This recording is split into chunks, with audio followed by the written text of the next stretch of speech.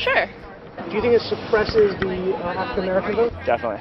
Tell us how. Because they're less likely to have state IDs. Minority voters are less likely to have the kinds of IDs that have been described or required. These type of people don't live in areas with easy access to DMVs or other places where they can get identification. You can always get IDs if you do over the internet.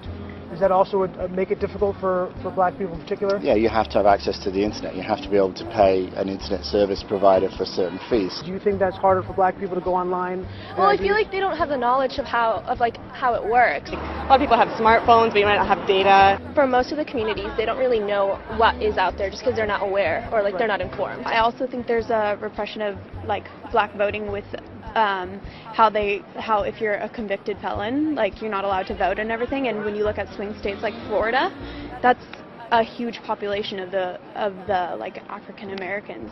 Now I'm here in East Harlem to ask black people their thoughts on what you just heard. Do you have ID normally? Do you carry ID around? Yes, I have state ID. Do you carry ID? Yes, I do. Do you know any black person who doesn't carry ID? No. Everyone that I know has an ID. Why would they think we don't have ID? That's a lie. Why would they say that? Do you have ID? Yes. Because I have my ID and my friends have their ID, so we know what we need to carry around. Everybody that I know have ID. That's one of the things you need to walk around with New York with, an ID. Do you know any black adult who does not have ID? No, I don't. Is it a weird thing to even say that? Yes, it is. What is this, some type of trick candy cameras? I know, right? That's the only thing I brought with me. Those are legit IDs. I heard a lot also that black people can't figure out how to get to the DMV. Really? What does that say to you? I know it's that, on 25th Street. Do you know where the DMV is around you? It's on 125th Street and 3rd Avenue, I believe. You know how to get there? Yeah. Did you have a problem getting there if you had to get there? No.